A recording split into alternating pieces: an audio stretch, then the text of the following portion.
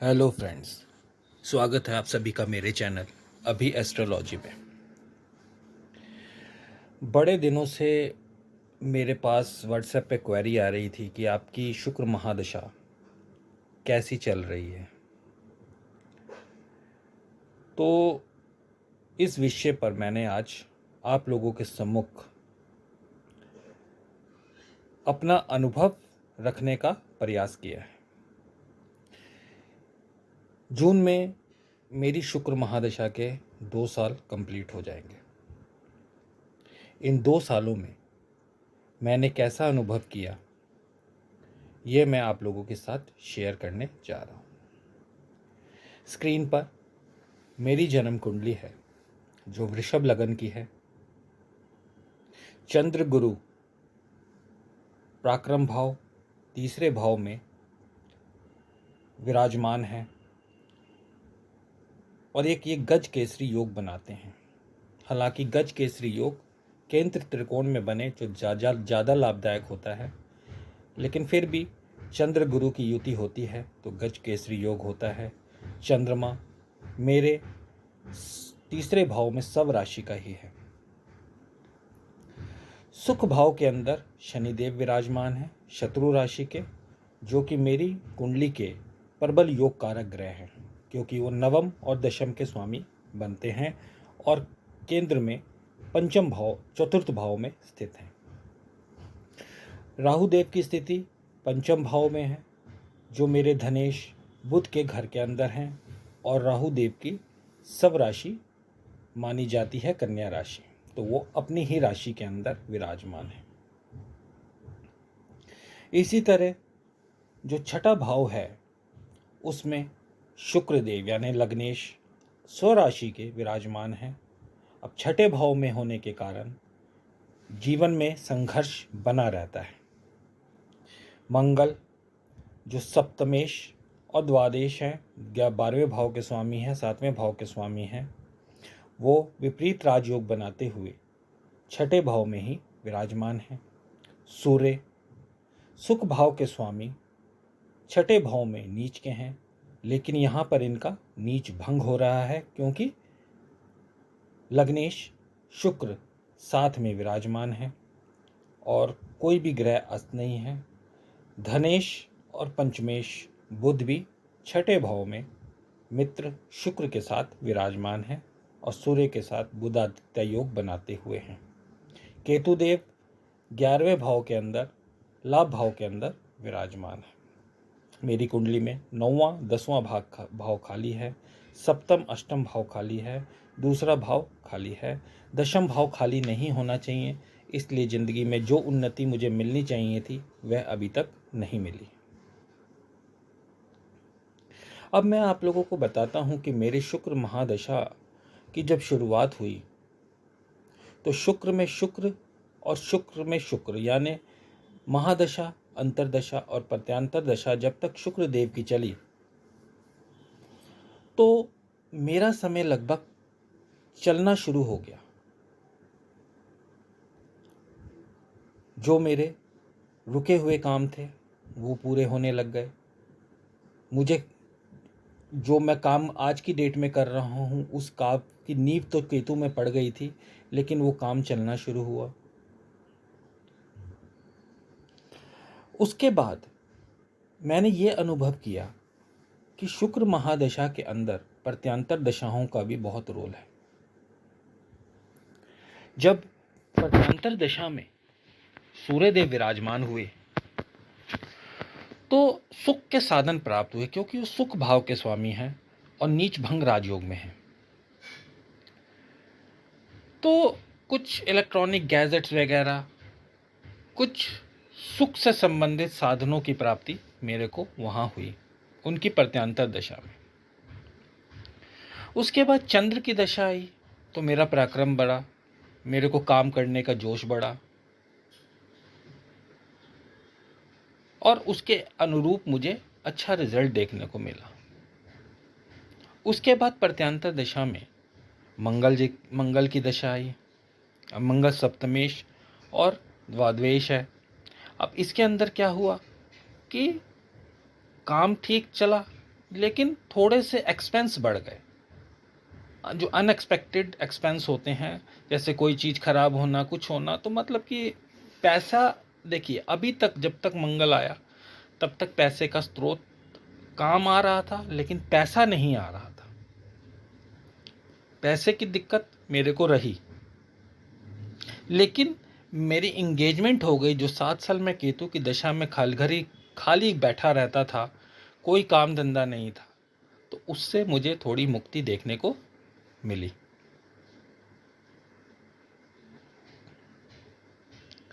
तो मंगल तक की जो दशा गई वो एक एवरेज दशा गई। अब ये डिपेंड किस लिए गई, क्योंकि मंगल देव द्वादश भाव के स्वामी भी हैं, सप्तम भाव के भी स्वामी हैं, सप्तम भाव मारक दशा है। अब क्योंकि ये विपरीत राजयोग में छठे भाव में बैठे हैं, इसलिए मंगल की दशा मेरी स्मूथ निकल गई। चंद्रदेव मेरे स्वराशि के हैं, कर्क राशि के ही हैं, इसलिए दशा अच्छी चली गई। सूर्यदेव सुख भाव के स्वामी अपनी नीच राशि में है, लेकिन उनका नीच भंग हो गया, इसलिए वो दशा अच्छी चली गई। तो हमें ये देखना है कि हमारे ग्रहों की दशा क्या है। अब इसके बाद जब मेरे प्रत्यांतर दशा में राहु की दशा आई, जो कि 6 महीने की दशा थी, कि लंबी दशा मानी जाती है प्रत्यांतर में, तो राहु की दशा आई, तो जो मेरा काम का फ्लो था स्टार्टिंग में, तो आप ये कहूँ कि 18-20 दिन, 6 महीने में 20-25 दिन तो एकदम लगा कि बस अब तो सब बर्बाद ही हो गया। लेकिन क्योंकि मेरे पिछले एक्सपीरियंस के कारण, देखिए मैं बहुत बड़ा ज्योतिष का ज्ञाता नहीं हूँ, ज्योतिषाचार्य तो कहना मूर्खता होगी, बहुत बड़ा ज्योतिष का ज्ञाता भी नहीं हूँ, लेकिन मैंने जो कुंडलियाँ देखी और अपनी भी कुंडली एनालाइज की, तो उसके अकॉर्डिंग मुझे ये पता था कि जब राहु देव आएंगे तो पैसे का सोर्स जरूर बढ़ेगा। तो जब राहु की प्रत्यांतर दशा शुरू हुई तो 20-25 दिन तो ऐसा लगा कि सब कुछ खत्म। लेकिन अचानक से जब राहु देव का फ्लो बढ़ा, तो आप ये मानिए कि 6 महीने, अगले 5-5.5 महीने मैं खाली नहीं बैठा। इतनी दौड़ भाग रही कि मेरे को ये तक मेरे मन में ख्याल आने लग गया कि बस अब थोड़ा सा रिलीफ मिले, अब काम ना आए। लेकिन उसके बावजूद काम पे काम, काम पे काम, काम पे काम, काम पे काम, और कुछ यहाँ पे क्योंकि धन भाव के स्वामी के घर में बैठे हैं, तो यहाँ पे मनी फ्लो हुआ, ज़्यादा नहीं, लेकिन इतना हो गया कि खर्चे लायक, गुजारे लायक पैसा निकलता गया। क्योंकि मेरा काम ऐसा है कि जिसमें पेमेंट बाद में होती हैं, पेमेंट बाद में अकाउंट में आती हैं, काम करके 2 महीने, 4 महीने, 6 महीने, 8 महीने, 10 महीने बाद, कभी कभी 1 साल लग जाता है पेमेंट आने में। तो कुछ पेमेंट्स मेरे पास राहु की दशा के अंदर आई। काम का फ्लो इस तरीके का था कि आज राहु की प्रत्यांतर दशा फरवरी में ख़त्म हुई और आज मई है, लेकिन उसी समय का काम अभी तक मेरे पास चल रहा है। तो ये राहु देव का चमत्कार कह सकते हैं। तो राहु की प्लेसमेंट क्योंकि धनेश के घर में पंचम भाव में, त्रिकोण भाव में है, और राहु स्वराशि का है, तो राहु से जो मुझे एक्सपेक्टेशन थी, राहु ने उससे बढ़ चढ़ कर दी। तो राहु सडन गेन देता है, आपको ये ध्यान रखना है, अनएक्सपेक्टेड। आप राहु बिगाड़ने पे आता है तो आप सोच नहीं सकते क्या क्या बिगाड़ देगा, और राहु जब संभालने पे आता है तो आप सोच नहीं सकते आपको क्या क्या देगा। हाँ, मेरा सोर्स लिमिटेड है, इसलिए जितना वो दे सकता था उतना, जितना मैं कर सकता था उससे ज़्यादा ही उसने दिया। अब मैं बहुत बड़ा बिजनेसमैन होता तो शायद मेरे को करोड़ों अरबों में ले जाता। मैं सिंपल सा आदमी हूँ, सिंपल सी जॉब है, तो जितना मैं कर सकता था राहु देव ने उतना पूरा सपोर्ट किया कि अभी तक वही काम मेरा चल रहा है। अब वो इसलिए मैं बोल रहा हूँ कि वही काम चल रहा है क्योंकि गुरुदेव, राहु देव के बाद कौन आए? गुरुदेव इस समय वीनस वीनस और जुपिटर, ये मेरी दशा चल रही है 28 फरवरी 2025 से, जो अगस्त तक रहेगी। अब गुरुदेव के आते ही, जैसा कि मुझे पहले से ही आभास था कि मेरी जन्म कुंडली में गुरुदेव जो हैं वो अष्टम और एकादश यानी अष्टमेश और एकादश भाव के स्वामी होकर पराक्रम भाव में बैठे हैं, और जिस भाव में बैठते हैं उस भाव का हानि करते हैं। तो मेरा जो तीसरा भाव में बैठे होने के कारण क्या हुआ, मेरे में आलस भी आ गया, मेरे काम में सडन ब्रेक लग गई। इक्का दुक्का काम पिछले 2 महीने में आप सोचे कि नया काम जो आया हो तो 1 2 3 बस, इससे ज़्यादा नहीं। 2 महीने में, जो राहु के टाइम में मेरे पास 1 महीने में 6 6 7 7 8 8 काम आ रहे थे, अब वो 2 महीने में 2 3 काम में कन्वर्ट हो गया। ऊपर से मुझे आलस आना शुरू हो गया। अब चूंकि गुरुदेव अष्टमेश हैं, इसलिए हर 2 4 दिन में कहीं छोटी मोटी चोट, कभी पैर पे, कभी हाथ पे, कभी कहीं चोट लग जाती है, कभी एसिडिटी की प्रॉब्लम हो जाती है, कभी भारीपन लगने लगता है, कभी चक्कर से आने लगते हैं। तो अष्टम का रूप पूरा दिख रहा है। 11वें भाव के स्वामी हैं, 11वें पे उनकी दृष्टि भी है, तो थोड़ा बहुत लाभ के स्रोत बने रहते हैं। लेकिन अगर मैं ये कहूँ कि मेरे पास पैसा आ रहा है तो नहीं। अब जब गुरु की दशा चल रही है प्रत्यांतर में, तो मेरे पास पैसे का सोर्स तो आना कम हो गया, साथ में खर्चे मेरे बढ़ गए। कभी घर में कोई चीज़ खराब, कभी कुछ प्रॉब्लम, कभी कहीं फालतू का खर्चा, तो ये सब चीज़ें देखने को मिल रही हैं। अब ऐसा क्यों है, क्योंकि मेरे जो गुरुदेव हैं वो अष्टम और एकादश के स्वामी होकर तीसरे भाव में बैठ गए हैं। मेरे में आलसपन अलग ही आ रहा है, साथ में अष्टमेश होने के कारण चोट चपेट लग रही है। एकादश भाव के स्वामी हैं तो पैसे को लेकर चिंता होनी है। इस वजह से मेरे को काम धंधे में दिक्कत आ रही है। मेरा काम जो है वो लगभग रुक सा गया है। अब ये सिचुएशन लगभग 6 महीने और 4 महीने रहेगी, अगस्त के आसपास। उसके बाद मेरी जो प्रत्यांतर दशा में शनिदेव आएंगे, उसमें मैं उम्मीद कर सकता हूँ कि आगे वो दशा अच्छी जाएगी।